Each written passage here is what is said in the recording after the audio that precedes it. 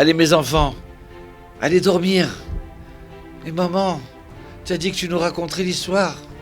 On n'a pas tout écouté hier. C'est qui Eliyahu Hanavi? Eliyahu Hanavi, mes enfants. Oui, tu as raison. Eliyahu Hanavi, il a vécu il y a 2900 ans. À l'époque du roi Achav. C'était un roi méchant. Il a mis des idolâtries de partout. Des statues dans tout Israël. Aïe, aïe, aïe, aïe, aïe. Presque les gens avaient oublié, c'est quoi être juif? C'est quoi la Torah? Et voilà que il y a un homme qui s'appelle Hiel Bataeli, un ami du roi Achav, qui décide de reconstruire Jéricho. Et là, Eliyahu Hanavi dit, tu sais, Yehoshua, quand il a détruit la ville de Jéricho, 40 ans que les Juifs étaient dans le désert, 40 ans qu'ils aspiraient de rentrer en Israël, ils étaient contents. Et voilà qu'ils arrivent devant la ville. Les gens de Jéricho savaient qu'ils allaient venir. Donc ils ont construit des murailles pendant 40 ans. Des murailles et des murailles, impossible de conquérir. Une épaisseur de muraille comme ça, c'était impossible. Donc les bénis Israël, ils ont dit, Yehoshua, la clé d'Eretz Israël, pour entrer en terre d'Israël, il faut passer par Jéricho. Mais c'est impossible de rentrer. Mais je sais qu'avec toi, Dieu est avec nous, on va gagner. Alors là, Jéricho a dit, regardez, on va prendre des Kohanim qui vont faire le tour de Jéricho chaque jour, pendant 7 jours. Et le 7e jour, une fois qu'ils ont fait le 7e tour, tous ensemble, on va sonner du chauffard. Et voilà, que quand le 7e jour, ils sonnent tous ensemble du chauffard, après son 7e tour, eh bien quoi? Les murailles se sont enfoncées dans la terre. Ouais, quel miracle!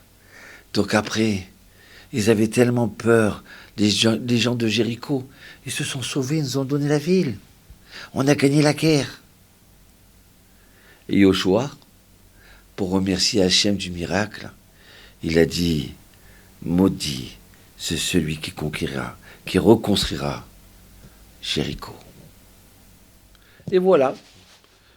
Que ce monsieur Hiel décide de construire. Mais attention, il y a une malédiction. J'y crois pas, ces malédictions-là. Qui c'est Yehoshua? Chas v'shalom. Et voilà qu'il commence à mettre la première pierre. Son aîné, il meurt ce jour-là. Mais il ne désespère pas. Il continue à construire. Son 2e meurt, son 3e, son 4e. Mais il continue à construire jusqu'à qu'il met les portes à la ville de Jéricho. Et là, son dernier fils, il meurt. Et tous les gens importants du pays d'Israël, avec le roi Achav, ils viennent consoler Ken, ce Hiel. Et Dieu dit à Eliyahu Hanavi, vas-y, va voir Hiel et va lui dire la faute qu'il a fait. Et là, Eliyahu Hanavi dit, écoute, Hachem Yitbarach, je veux pas qu'il dise du mal de toi. Je pourrais pas supporter. Eliyahu, vas-y. Tout ce que tu décideras là-bas, je suis avec toi. Bon, j'y vais alors. J'ai pas le choix. Et voilà qu'il rentre. Et il voit le roi Achav, le rachat et sa femme Isabelle.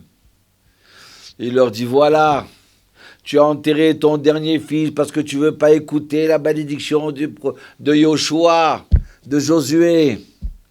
Et là, Hiel, il se met à rire. Oui. Mais je voudrais comprendre. Tu me parles de malédiction de Yoshua. Si le maître, il dit une chose, et l'élève, il dit aussi une autre chose, qui c'est qu'on écoute le plus? Le maître ou l'élève? Le maître de Yoshua, Josué, c'était Moshe Rabbeinu. Moshe, il a dit que si vous n'écoutez pas la loi, les paroles de Dieu, si vous faites idolâtrie, j'arrêterai la pluie en 100 ans. Et voilà qu'on a mis des idolâtres, des idolâtries de partout, des statues dans tout Israël. Et la pluie a continué à tomber. Alors tu vas me dire que Dieu écoute plus facilement Josué, Yahushua, que le roi, que la faute du roi Rav, il n'écoute pas Moshe Rabbeinu, il n'arrête pas la pluie. Et là, Yonavi, il voulait leur dire, Hachem, il aime son peuple d'Israël, même quand il va sur la mauvaise route. Ça veut dire que même si Moshe il a dit qu'il arrêterait la pluie, mais il ne voudrait pas faire souffrir le peuple d'Israël, même si c'est des idolâtres, à cause de leur roi. Toujours des fois, c'est à cause des chefs, à cause du gouvernement. Et là, Yonavi se lève et dit, eh bien maintenant je vais te montrer qu'à partir d'aujourd'hui, Hachem, donne-moi la force d'arrêter la pluie. Et Hachem, il lui donne la clé de la pluie. À partir d'aujourd'hui, il n'y aura plus de pluie. Ça sera la sécheresse. Et là, Yonavi, il s'en va. Dieu lui dit, va au fin fond. Va dans un coin où personne ne peut t'attraper. Là-bas, il y a un petit cours d'eau. Et je t'enverrai à manger. Et ça y est, c'est la sécheresse. Il n'y a plus d'eau, même pas un nuage. Et voilà que Achav, il cherche de partout Yonavi pour le forcer à lui demander de descendre la pluie. Oui, c'est à cause de toi. Et voilà qu'on entendait dans les radios de Dieu de Achav. Voilà, c'est à cause du prophète Eliyahu Hanavi qu'on n'a pas de pluie. On est en train de mourir de soif.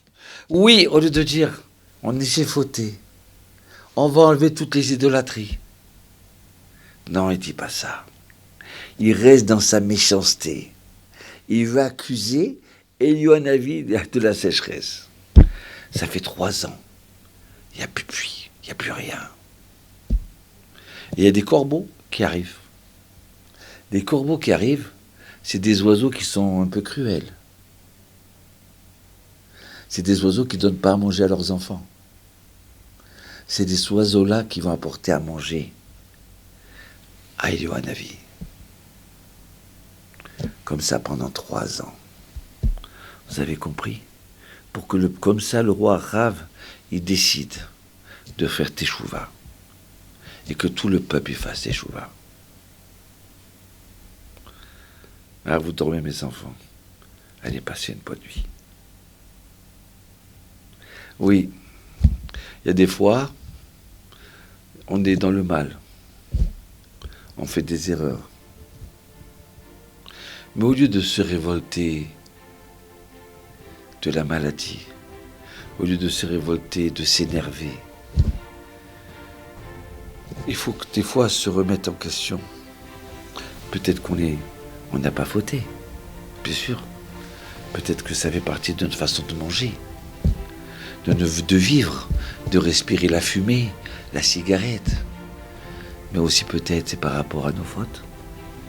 Peut-être que j'ai mal parlé à mon papa, à ma maman. Peut-être que je suis trop ingrat. Peut-être que je suis toujours en train de pleurer. Tu comprends?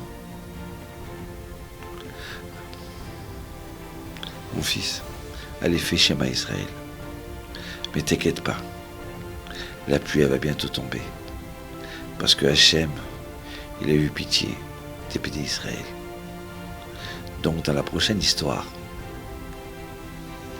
on va raconter comment Hachem, il va obliger Eliyahu Hanavi à donner la clé de la pluie.